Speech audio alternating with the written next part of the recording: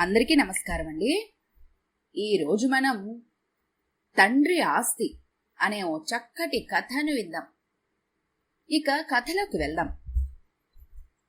అది విజయవాడ నగరం. ఉదయం సూర్యకిరణాలతో మేల్కొనే ఆ ప్రశాంతమైన కాలనీలో పచ్చని చెట్ల మధ్య ఒక విశాలమైన ఇల్లు తలెత్తుకొని నిలబడి ఉండేది. ఆ ఇల్లు కేవలం గోడలతో కట్టిన భవనం కాదు, నవ్వులు, ఆప్యాయతలు, అనుబంధాలతో నిండిన ఒక అందమైన కుటుంబానికి నిలయం. ఆ ఇంటి యజమాని రామ్మూర్తి. వయసు 65 సంవత్సరాలు. భార్య జానకమ్మ. వయసు 60 సంవత్సరాలు. వారికి 2 కొడుకులు, అనిల్, సునీల్. ఇద్దరికి పెళ్లిళ్లు జరిగాయి. పెద్ద కోడలు లత, చిన్న కోడలు మాధవి. నలుగురు ఒకే ఇంట్లో కలిసి ఉండేవారు. చూడ్డానికి ఆ కుటుంబం చాలా అందంగా కనిపించేది. ఉదయం లేస్తే జానకమ్మ వంటగదిలో ఉంటే 2 కోడళ్ళు ఆమెకు సహాయం చేసేవారు. రామ్మూర్తి పేపర్ చదువుతుంటే 2 కొడుకులు ఆయనతో కాసేపు కూర్చొని మాట్లాడేవారు. పండుగలొస్తే ఇల్లు సందడిగా మారేది. రామ్మూర్తికి తన కుటుంబం మీద ఎంతో గర్వం. నేను అదృష్టవంతుణ్ణి, 2 కొడుకులు మంచివాళ్లు, కోడళ్ళు కూడా కూతుల లాంటివాళ్లు అని తరచూ భార్యతో చెప్పేవాడు. జానకమ్మ కూడా నవ్వుతూ, మన పిల్లలు మనల్ని ఎప్పటికీ వదిలిపెట్టరండి అనేది. వాళ్ల జీవితంలో డబ్బుకి కొదవలేదు. రామ్మూర్తి ఎన్నో సంవత్సరాలు కష్టపడి సంపాదించిన ఆస్తులున్నాయి. నగరంలో 2 ఇళ్ళు, కొంత వ్యవసాయ భూమి, బ్యాంకులో పొదుపులు. అన్నీ పిల్లల భవిష్యత్తు కోసమే ఉంచాడు. కాని ఆ ఆస్తుల గురించి పిల్లలతో ఎప్పుడూ పెద్దగా మాట్లాడేవాడు కాదు. ఒకరోజు సాయంత్రం రామ్మూర్తి తమ ఇంటికి కొద్ది దూరంలో ఉన్న పార్క్లో అలా తిరిగొద్దామని వెళ్ళగా అక్కడ అతని చిన్ననాటి స్నేహితుడు శంకరయ్య కనిపించాడు. శంకరయ్యను చూసి రామ్మూర్తి ఆశ్చర్యపోయాడు. ఎప్పుడూ చక్కగా నవ్వుతూ తుల్లుతూ ఆరోగ్యంగా ఉండే అతని స్నేహితుడు ఇప్పుడు చాలా నీరసంగా బక్కపలచగా కనిపించాడు. ఏమైంది శంకరా? శంకరయ్య కళ్లల్లో నీళ్లు తిరిగాయి. నా కొడుకులు నన్ను మోసం చేశారు రామా. రామ్మూర్తి ఆశ్చర్యపోయాడు. అసలేమైంది? నా దగ్గరున్న ఆస్తులన్నీ వాళ్ళ పేర్లకు మార్పించుకున్నారు. నేను వృద్ధుడినయ్యాక నన్ను చూసుకుంటారని అనుకున్నాను. కాని ఆస్తులు చేతికొచ్చిన తర్వాత అతని గొంతు వణికింది. ఇంట్లో నాకు చోటు లేదన్నారు. రామ్మూర్తి గుండె బరువెక్కింది. మరిప్పుడు నువ్వెక్కడుంటున్నావు? శంకరయ్య తలదించుకున్నాడు. వృద్ధాశ్రమంలో. ఆ ఒక్క మాట రామ్మూర్తిని లోపల నుంచి కదిలించింది. నీ కొడుకులు ఇంత దారుణంగా చేశారా? ఆస్తి ఉన్నంత వరకు కొడుకులు, ఆస్తి పోయిన తర్వాత నేను వాళ్ళకు భారం అయ్యానురా. రామ్మూర్తి మాట రాలేక నించుండిపోయాడు. శంకరయ్య కూడా కాసేపు స్నేహితునితో కబుర్లు చెప్పి వెళ్లిపోయాడు. ఆ రాత్రి ఇంటికి తిరిగొచ్చిన రామ్మూర్తి మనసు ప్రశాంతంగా లేదు. జానకమ్మ అడిగింది, ఏమైంది? చాలా బాధగా ఉన్నారు? రామ్మూర్తి శంకరయ్య గురించి మొత్తం చెప్పాడు. జానకమ్మ కూడా కాసేపు మౌనంగా ఉంది. మనం చాలా అదృష్టవంతులమండి. మన పిల్లలు మాత్రం ఎన్నటికీ అలా చెయ్యరు. రామ్మూర్తి వెంటనే అన్నాడు, నాకు కూడా అదే నమ్మకం జానకి. అయితే ఆ రాత్రి నిద్రపోయే ముందు అతని మనసులో ఒక చిన్న ఆలోచన మొదలైంది. నిజంగా మన పిల్లలు మనల్ని ప్రేమిస్తున్నారా, లేక మన దగ్గరున్న డబ్బును ప్రేమిస్తున్నారా? ఆ ప్రశ్న అతనికి చాలా అసహజంగా అనిపించింది. వెంటనే తనను తాను మందలించుకున్నాడు. ఛఛ, నా పిల్లల గురించి నేనెందుకులా ఆలోచిస్తున్నాను? అయినా ఆ ప్రశ్న మాత్రం అతని మనసులో నుంచి వెళ్లలేదు. శంకరయ్య విషయం తెలిసిన తర్వాత నుండి రామ్మూర్తి మనసులో ఒక ఆలోచన బలంగా నాటుకుంది. పిల్లల ప్రేమను ఆస్తితో కొలవకూడదు. కాని నిజంగా వాళ్ల మనసులో ఏముందో ఒకసారి తెలుసుకోవాలి. తన కొడుకులను అనుమానించడం ఆయనకి ఇష్టం లేదు. కాని జీవితంలో చివరి దశలో పిల్లల మీద పూర్తిగా ఆధారపడాల్సి వస్తే వాళ్ల మనసు ఎలా ఉందో తెలుసుకోవటం కూడా అవసరమే అనిపించింది. ఒకరోజు ఉదయం జానకమ్మతో ఒంటరిగా కూర్చున్నప్పుడు రామ్మూర్తి అన్నాడు, జానకి, మన దగ్గరున్న ఆస్తులన్నీ పోయాయని పిల్లలకు చెబుదామనుకుంటున్నాను. జానకమ్మ ఒక్కసారిగా అతని వైపు చూసింది. ఎందుకండి అని అడిగింది. నిజంగా అలా ఏమీ జరగలేదులే. కానీ నాకొక విషయం తెలుసుకోవాలి అని ఉంది. అంటే మన పిల్లల్ని పరీక్షించాలి అనుకుంటున్నారా? రామ్మూర్తి నెమ్మదిగా తలూపాడు. అవును. జానకమ్మకు ఆ ఆలోచన అంతగా నచ్చలేదు. మన పిల్లల్ని అనుమానించడం నాకు బాధగా ఉందండి. నాకు అలానే ఉంది జానకి. కాని శంకరయ్య పరిస్థితి చూసిన తర్వాత మనం తెలుసుకోవాల్సిన విషయం ఒకటుంది. ఏంటండి అది? రామ్మూర్తి ఆమె వైపు చూసి అన్నాడు. మన పిల్లలకు మన మీద ప్రేముందా, లేక మన ఆస్తుల మీద? జానకమ్మ మౌనంగా ఉండిపోయింది. ఆ రోజు సాయంత్రం ఇద్దరు కొడుకులు కోడళ్ళు హాల్లో కూర్చున్నప్పుడు రామ్మూర్తి వారందర్నీ పిలిచాడు. మీతో ఒక ముఖ్యమైన విషయం మాట్లాడాలి. అందరూ ఆయన వైపు చూశారు. ఇటీవల నేను పెట్టుబడి పెట్టిన కొన్ని నిధుల్లో పెద్ద నష్టం వచ్చింది. అనిల్ ఆశ్చర్యంగా అడిగాడు. ఎంత నాన్నా? నా దగ్గరున్న చాలా పొదుపు పోయింది. 2 కోట్ల పైనే అప్పుంది. గదంతా నిశ్శబ్దంగా మారింది. సునీల్ వెంటనే అడిగాడు. అంటే ఇప్పుడు మన పరిస్థితి ఏంటి నాన్నా? రామ్మూర్తి ప్రశాంతంగా అన్నాడు. ఇకపై మనం కొంచెం జాగ్రత్తగా ఖర్చు చేయాలి. మన దగ్గరున్న ఆస్తులు కూడా అమ్ముకోవలసి రావచ్చు. అంతే. కొన్ని క్షణాలు ఎవరూ మాట్లాడలేదు. రామ్మూర్తి మాత్రం ఒక్కొక్కరి ముఖాన్ని గమనించాడు. ఇంతకాలం ప్రేమగా కనిపించిన ముఖాల్లో మొదటిసారి ఏదో మార్పు కనిపించింది. అది బాధ కాదు, కోపం. అనిల్ భార్య లత నెమ్మదిగా అడిగింది. అంటే మామయ్య గారు, ఈ ఇల్లు కూడా అమ్మేస్తారా? అవసరం వస్తే అమ్ముకోవాల్సి రావచ్చమ్మా. ఆమె ముఖం వెంటనే మారిపోయింది. మాధవి కూడా తన భర్త వైపు చూసింది. సునీల్ మాత్రం కాసేపు ఏమీ మాట్లాడకుండా ఉండి, నాన్నా, ఇంత పెద్ద విషయం ఇంతవరకు మాకు ఎందుకు చెప్పలేదు? రామ్మూర్తి నవ్వుతూ, మీ మీద భారం వెయ్యకూడదు అనుకున్నాన్రా. అనిల్ వెంటనే అన్నాడు. అయితే ఇకపై ఖర్చులన్నీ జాగ్రత్తగా చూసుకోవాలి నాన్నా. ఆ మాట సాధారణంగానే అనిపించింది. కాని అతని గొంతులో ఉన్న ఆప్యాయత మాత్రం కనిపించలేదు. మరుసటి రోజు నుంచే మార్పు మొదలైంది. ఇంతకాలం ఇంట్లో ఏదైనా కొనాలన్నా, ఎక్కడికైనా వెళ్లాలన్నా లతా మాధవి ఇద్దరూ ముందుగా జానకమ్మతో చెప్పేవారు. అత్తయ్య, ఇది కొనుక్కుందాం అనుకుంటున్నాము. మీకేమనిపిస్తోంది? అత్తయ్య, రేపు బయటికెళ్తున్నాము అంటూ ప్రతి చిన్న విషయాన్ని కూడా ఆమెతో పంచుకునేవారు. కాని ఇప్పుడు పరిస్థితి పూర్తిగా మారిపోయింది. ఎక్కడికి వెళ్తున్నారో చెప్పరు, ఏం కొనుక్కుంటున్నారో చెప్పరు. ఇంట్లోకి కొత్త వస్తువు వచ్చినా దాని గురించి జానకమ్మకు తెలియకుండా చూసుకునేవారు. జానకమ్మ అడిగినా, అదేమీ లేదులేండి అత్తయ్య, ఏదో చిన్నదే అని మాట దాటేసేవారు. ఇంతకాలం తనతో ప్రతి విషయాన్ని పంచుకున్న కోడళ్ళు ఇప్పుడు తమ జీవితంలోకి తనకు చోటు లేకుండా చేస్తున్నారని జానకమ్మకు అర్థమైంది. ఆమెను బాధ పెట్టింది వాళ్లు దాచిన విషయం కాదు. మనవాళ్లు అనుకున్న వాళ్లు ఒక్కసారిగా తనను వేరే వాళ్లలా చూడటం.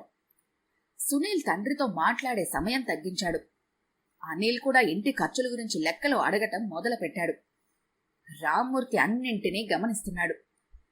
జానకమ్మ మాత్రం చాలా బాధపడింది.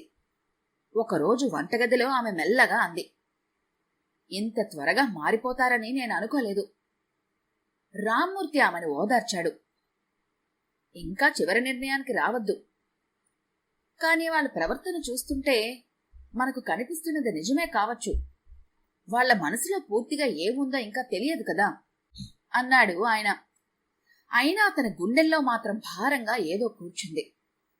కొన్ని రోజుల తర్వాత రామ్మూర్తి తన గదిలో విశ్రాంతి తీసుకుంటూ ఉండగా బయట కొడుకులు మాట్లాడుకుంటున్న మాటలు ఆయన చెవిన పడ్డాయి. ఇక నాన్న ఆస్తులన్నీ పోయాయి అంటున్నాడు. మరి మన భవిష్యత్తు? నేను మనకొచ్చే జీతాలు చిన్న చిన్న ఖర్చులకు పోగా నాన్న కూడబెట్టిన ఆస్తులు మన పిల్లల భవిష్యత్తుకు ఉపయోగపడతాయని ఇన్ని రోజులు చాలా నిబ్బరంగా ఉన్నాను. కాని ఇప్పుడు ఏం చేయాలో అర్థం కావటం లేదు అన్నాడు సునీల్. అవును, నిజమే. మనం మాత్రం ఏం చేస్తాము? మనం కూడా మన జీవితాలు చూసుకోవాలి కదా. ఈ పరిస్థితుల్లో అమ్మా నాన్న మన దగ్గర ఉండటం కూడా కష్టమే అవుతుంది అంటున్నాడు అనిల్. రామ్మూర్తి కళ్ళను మూసుకున్నాడు. తన కొడుకులు తన గురించి మాట్లాడుతున్నారని అతనికి బాధగా అనిపించలేదు. వాళ్ల మాటల్లో తనకి స్థానం లేదని తెలిసిందే అతనికి ఎక్కువగా బాధ అనిపించింది. అదే రాత్రి జానకమ్మ దగ్గర కూర్చొని అతనొక మాట అన్నాడు. జానకి, ఇప్పుడు నాకు శంకరయ్య బాధ అర్థమవుతోంది. జానకమ్మ కళ్లల్లో నీళ్లు తిరిగాయి. కాని రామ్మూర్తి ఇంకా ఒక నిర్ణయం తీసుకోలేదు. తన పిల్లలకు తాను ఏం నేర్పించాలో మాత్రం ఆ రాత్రే నిశ్చయించుకున్నాడు. మరుసటి రోజు ఉదయం జానకమ్మ వంటగదిలో లతతో అంది. అమ్మా, ఈరోజు మీ అందరికీ ఇష్టమైన పులిహోర చేద్దామనుకుంటున్నాను. లత వెంటనే, ఇప్పుడు ఇంత ఖర్చు చేసి పిండి వంటలు ఎందుకత్తయ్యా? మన పరిస్థితి మీకు తెలుసు కదా. ఇప్పటికే మాకు పిల్లల స్కూల్ ఫీజులు, ఇంటి ఖర్చులు భరించటం చాలా భారం అవుతుంది అంది. జానకమ్మ కాసేపు మౌనంగా ఉండిపోయింది. ఇదే లత కొన్ని రోజుల క్రితం వరకు, అత్తయ్య, మీ చేతి పులిహోర తినాలని ఉంది అని అడిగి మరీ చేయించుకునేది. ఇప్పుడు మాత్రం ఆ పులిహోర కూడా ఖర్చుగా కనిపిస్తోంది. ఎందుకంటే అప్పుడది తన భర్త సంపాదించి తెచ్చిన డబ్బు కాదు కదా, అది మామగారి డబ్బు. వృధాగా ఖర్చు చేసినా పర్వాలేదు. జానకమ్మకు ఆ మాట కన్నా కోడళ్ల ఆప్యాయతలో వచ్చిన మార్పే ఎక్కువ బాధ కలిగించింది. మరోవైపు సునీల్ తన తండ్రితో మాట్లాడుతున్నాడు. నాన్నా, మనం ఉన్న ఇంటిని అమ్మాల్సొస్తే మీరు ఏవైనా ప్లాన్ చేసుకున్నారా మరి? రామ్మూర్తి ప్రశాంతంగా అడిగాడు. ఏం ప్లాను? ఎందుకు? అదే, మీరు అమ్మ ఉండటానికి ఒక చిన్న ఇల్లు తీసుకుంటే నీకే ఖర్చు తగ్గుతుంది కదా. మనమంతా కలిసి ఉండటానికి చిన్న ఇల్లు సరిపోతుందా అని అడిగాడు ఆయన. సునీల్ కాసేపు ఆగి, అది మీరిద్దరే ఆలోచించుకోవాలి అని అక్కడి నుంచి వెళ్లిపోయాడు. రామ్మూర్తి అతని వెనక నుంచి చూస్తూ నిలబడ్డాడు. ఇంతకాలం మన ఇల్లు, మనం అన్న కొడుకు ఇప్పుడు మీరిద్దరూ అంటున్నాడు. ఆ ఇంట్లో వాతావరణం రోజురోజుకి మారుతోంది. ఒకప్పుడు ఉదయం నుంచి రాత్రి వరకు నవ్వులతో నిండిపోయే ఇల్లు ఇప్పుడు ఒక్కొక్కరు తమ తమ గదుల్లోకి పరిమితమయ్యారు. జానకమ్మకు మాత్రం ఆ మార్పు చాలా బాధ కలిగించింది. రామ్మూర్తి అన్నింటినీ గమనిస్తున్నా బయటకు మాత్రం ఏమీ చూపించలేదు. ఒకరోజు రామ్మూర్తికి మందులైపోయాయి. జానకమ్మ అనిల్ను పిలిచింది. నాన్న మందులైపోయాయిరా, ఫార్మసీకి వెళ్లి తీసుకురాగలవా అంది. అనిల్ వెంటనే, అమ్మా, ఇప్పుడు నా దగ్గర అస్సలు డబ్బులు లేవు, సునీల్ని అడుగు అన్నాడు. సునీల్ కూడా అదే మాట చెప్పాడు.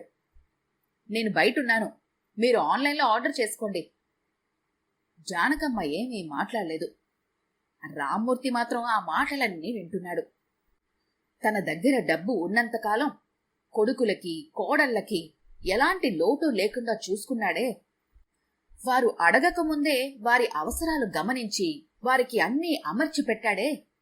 కాని ఇప్పుడు వీళ్లకి నా మందుల ఖర్చు పెద్దదైపోయిందా అంటూ భారంగా నిట్టూర్చాడు. ఆ రాత్రి జానకమ్మ కన్నీళ్లు పెట్టుకుంది. మన పిల్లలు ఇంతలా మారిపోతారని అనుకోలేదండి. రామ్మూర్తి మెల్లగా అన్నాడు. మన పిల్లలు మారిపోయారా, లేక మనం ఎంతకాలం వాళ్ళను సరిగ్గా చూడలేదా అన్నదే నాకు అర్థం కావటం లేదు. జానకమ్మ అతని వైపు చూసింది. ఇప్పుడు ఏం చేద్దాం అనుకుంటున్నారు?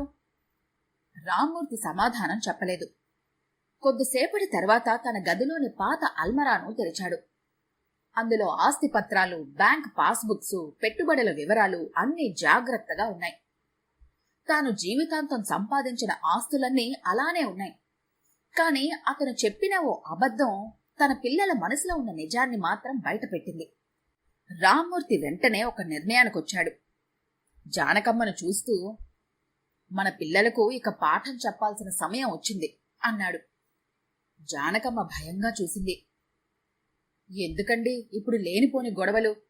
వాళ్లను వదిలి మనం ఎక్కడికి వెళ్తాం? రామ్మూర్తి చిరునవ్వు నవ్వాడు. మనం ఎక్కడికి వెళ్ళాం జానకి. ఇది వాళ్ల ఇల్లు కాదు, ఇది నా ఇల్లు, మన ఇల్లు. కాని ఇక నుంచి ఈ ఇంట్లో ఎవరు ఎలా ఉండాలో మాత్రం నేనే నిర్ణయిస్తాను. అతని స్వరంలో మొదటిసారి ఒక గట్టి నిశ్చయం కనిపించింది. మరుసటి రోజు మధ్యాహ్నం అనిల్, సునీల్ ఇద్దరినీ రామ్మూర్తి తన దగ్గరకు పిలిచాడు. మీ ఇద్దరితో ఒక ముఖ్యమైన విషయం మాట్లాడాలి. ఇద్దరు వచ్చి కూర్చున్నారు. రామ్మూర్తి ప్రశాంతంగా అన్నాడు. నేను చెప్పిన ఆస్తి నష్టం గురించి మీకు గుర్తుందా? అనిల్ వెంటనే చిరాగ్గా మొహం పెట్టాడు. గుర్తుందిలేండి నాన్న, ఇప్పుడు ఆ విషయం ఎందుకు మళ్ళీ? వారి మొహాల్లో చిరాకును గమనించిన రామ్మూర్తి తన ముందున్న ఫైల్ను మూసి పక్కన పెట్టాడు. అది నిజం కాదు. ఇద్దరూ ఒక్కసారిగా తండ్రి వైపు చూశారు. ఏంటి నాన్నా, ఏంటి మీరనేది? రామ్మూర్తి నెమ్మదిగా అన్నాడు. నా డబ్బు ఒక్క రూపాయి కూడా పోలేదు. నా ఆస్తులన్నీ నా దగ్గరే ఉన్నాయి. గదిలో నిశ్శబ్దం. సునీల్ ముఖం మారిపోయింది. అనిల్ ఏదో చెప్పబోయి ఆగిపోయాడు. రామ్మూర్తి మాత్రం వాళ్ళిద్దరినీ ప్రశాంతంగా చూస్తూ, నేను మీకు అబద్ధం చెప్పింది మోసం చేయటానికి కాదు, ఒక విషయం తెలుసుకోవటానికి. జానకమ్మ కూడా అక్కడికొచ్చింది. శంకరయ్యకు జరిగిన విషయం తర్వాత నాకొక భయం వచ్చింది.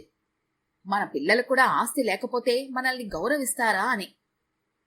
అనిల్ తలదించుకున్నాడు. సునీల్కు మాట రావటం లేదు. రామ్మూర్తి స్వరం కొంచెం గట్టిగా మారింది. మీరు మా ఆస్తి కోసం మారారని నాకు బాధ లేదురా. మీ నిజమైన మనసు తెలుసుకోవటానికి ఇంతకాలం పట్టిందా అన్నదే నా బాధ. జానకమ్మ కన్నీళ్లను తుడుచుకుంది. మీకు ఏం కావాలో మేము ఎప్పుడూ ఇవ్వాలనే చూశాము. కాని మాకు కావాల్సింది ఒకటే, మీ ప్రేమ. ఆస్తి ఉన్నంతవరకు మేం మీకు తల్లిదండ్రులం. ఆస్తి లేదు అనగానే మేం మీకు భారమైతే అలాంటి బంధం మాకవసరం లేదు. అనిల్ కళ్లల్లో నీళ్లు తిరిగాయి. నాన్నా, మేం తప్పు చేశాం నాన్నా. తప్పు చేశారని ఒప్పుకోవటం మొదటి అడుగు. రామ్మూర్తి కాసేపు ఆగాడు. కాని మార్పు మాటల్లో కాదు, ప్రవర్తనలో కనిపించాలి. ఈ ఇల్లు నాది. నేను నా భార్య బ్రతికి ఉన్నంత వరకు ఇది మాది మాత్రమే. మీకు మీ జీవితాలున్నాయి, మీ కుటుంబాలున్నాయి. ఇక మీరు మీ బాధ్యతలు మీరే చూసుకోండి. సునీల్ షాక్ అయ్యాడు. అంటే మమ్మల్ని ఇంటి నుంచి పంపించేస్తున్నారా? రామ్మూర్తి ప్రశాంతంగా అన్నాడు. అవును. జానకమ్మ కూడా భర్త నిర్ణయాన్ని అంగీకరించింది. ఇది శిక్ష కాదు. తండ్రి అండ లేకుండా మీ కాళ్ల మీద మీరు నిలబట్టం నేర్చుకోవటానికి ఒక అవకాశం. రామ్మూర్తి కాసేపు ఆగి మళ్ళీ అన్నాడు. ఇన్నాళ్ళు నాన్న ఉన్నాడు కదా, ఏదైనా చూసుకుంటాడు అనే ధైర్యం మీలో ఉండిపోయింది. అదే మిమ్మల్ని మీ సొంత సామర్థ్యంతో ఎదగనివ్వలేదు. మీకు తెలివి ఉంది, ప్రతిభ ఉంది. కాని కష్టపడి ఎదగాలనే తపన మాత్రం రాలేదు. ఎందుకంటే వెనక తండ్రి అండ ఉందనే నమ్మకం మీలో బలంగా ఉంది. నేను ఆస్తి పోయిందని చెప్పగానే మీలో కనిపించిన భయం, నిస్సహాయత నన్ను చాలా బాధ పెట్టాయి. ఆస్తులు పోతే పోనీ నాన్నా, నీకు మేమున్నాము, మిమ్మల్ని చూసుకుంటాం అనే ఒక్క మాట మీ నోటి నుంచి ఎందుకు రాలేదు? ఎందుకంటే ఈ పరిస్థితిని ఎదుర్కొనేంత ధైర్యం మీలో ఇంకా పెరగలేదు. రామ్మూర్తి గొంతు కాస్త బరువెక్కింది. అయితే ఇందులో నా తప్పు కూడా ఉంది. పిల్లల భవిష్యత్తు బావుండాలని కోరుకునే తల్లిదండ్రులు తమ దగ్గర ఎంత ఆస్తి ఉంది, ఎన్ని డబ్బులున్నాయి, రేపు ఏం చేస్తామో అన్నీ చెప్పుకుంటూ పిల్లల్ని పెంచకూడదు. ఆస్తి ఎంతుందో చెప్పటం కంటే ఆస్తి లేకపోయినా నిలబడగలిగే ధైర్యం ఎంతుందో నేర్పాలి. మీకు నేను ఇచ్చిన గొప్ప వారసత్వం నా ఆస్తి కాదు, మీ కాళ్ల మీద మీరు నిలబడగలిగే సామర్థ్యం కావాలి అని చెప్పి రామ్మూర్తి అక్కడి నుంచి నెమ్మదిగా వెళ్లిపోయాడు. రామ్మూర్తి మాటల్లోని కోపం కంటే అందులో దాగి ఉన్న బాధ వాళ్లకు మరింత గట్టిగా తాకింది. తండ్రి ఇంత కోపంగా మాట్లాడటం వాళ్ళెప్పుడూ చూడలేదు. ఏం మాట్లాడాలో తెలియక నలుగురు తలలు దించుకున్నారు. చివరికి అనిల్ మౌనంగా తన గదిలోకి వెళ్లిపోయాడు. సునీల్ కూడా భార్యతో కలిసి తమ సామాన్లు సర్దుకోవటం మొదలుపెట్టాడు. కొద్దిసేపటికే ఇద్దరు కొడుకులు, కోడళ్లు తమ పెట్టెలు సర్దుకొని రామ్మూర్తి, జానకమ్మల ముందు నిలబడ్డారు. వెళ్తున్నాం నాన్నా. రామ్మూర్తి ఏమీ మాట్లాడలేదు. జానకమ్మ కళ్లల్లో నీళ్లు తిరిగినా భర్త నిర్ణయాన్ని గౌరవిస్తూ మౌనంగా నిలబడింది. నలుగురు ఇంటి గడప దాటి బయటకు వెళ్లిపోయారు. కారు గేటు దాటి కనుమరుగయ్యే వరకు జానకమ్మ చూస్తూనే ఉంది. వాళ్లు వెళ్లిపోయిన తర్వాత ఆ ఇల్లు మళ్లీ నిశ్శబ్దంగా మారింది. కాని ఈసారి ఆ నిశ్శబ్దంలో బాధ లేదు. రామ్మూర్తి, జానకమ్మ ఇద్దరూ వరండాలో కూర్చున్నారు. చాలా రోజుల తర్వాత జానకమ్మ ప్రశాంతంగా నవ్వింది. ఇల్లు ఖాళీగా అయిపోయింది. రామ్మూర్తి చిరునవ్వుతో అన్నాడు. కాని జానకి, మన మనసులు మాత్రం తేలికయ్యాయి.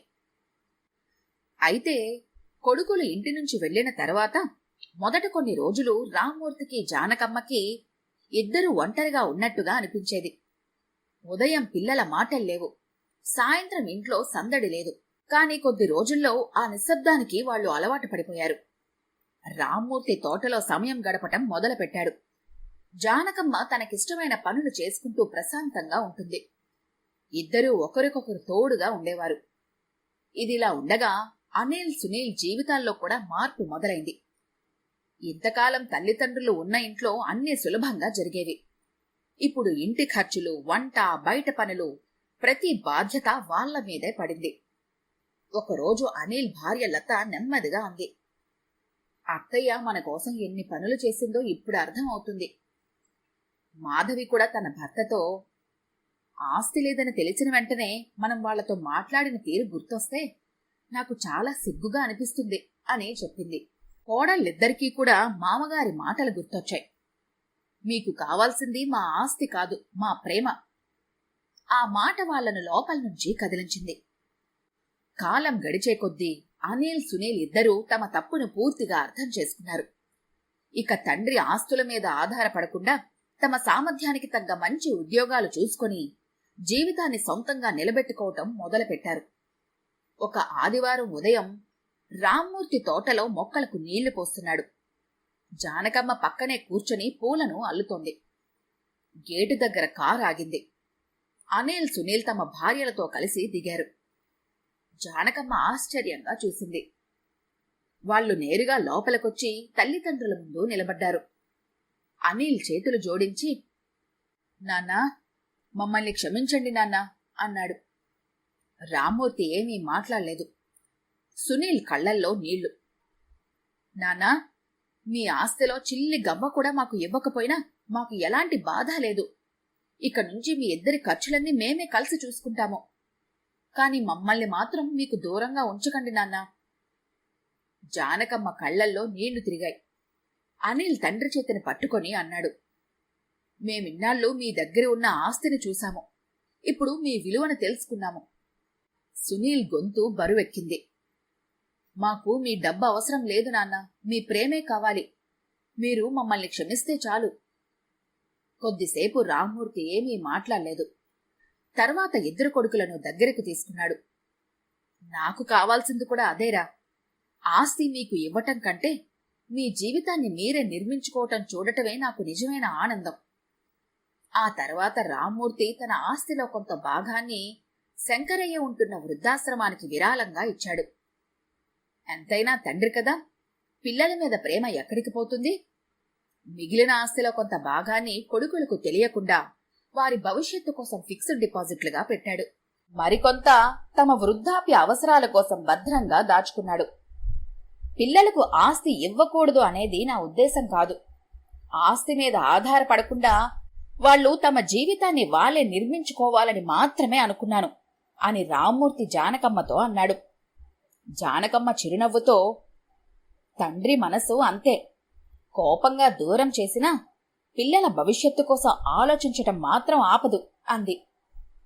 ఆస్తి విషయంలో పరీక్ష పెట్టిన తండ్రి చివరికి పిల్లలకిచ్చింది ఆస్తి కంటే విలువైన పాఠం: స్వయం సమృద్ధి, బాధ్యత, తల్లిదండ్రుల విలువ. ఆస్తి ఉన్నప్పుడు మన చుట్టూ ఉండేవాళ్లు చాలా మంది ఉంటారు. కాని ఆస్తి లేకపోయినా మనతో ఉండాలని కోరుకునేవాళ్లే నిజమైన మనవాళ్లు. పిల్లలకు ఆస్తినివ్వటం కంటే ఆస్తి లేకపోయినా నిలబడగలిగే ధైర్యాన్ని ఇవ్వటం తల్లిదండ్రులు ఇవ్వగలిగే గొప్ప వారసత్వం. ఈ కథ కనుక మీకు నచ్చితే లైక్ చేయండి, షేర్ చేయండి. మీ అభిప్రాయాలను కామెంట్ రూపంలో తెలపండి. మరిన్ని అందమైన కుటుంబ కథల కోసం మన ఛానల్ని మాత్రం సబ్స్క్రైబ్ చేసుకోండి.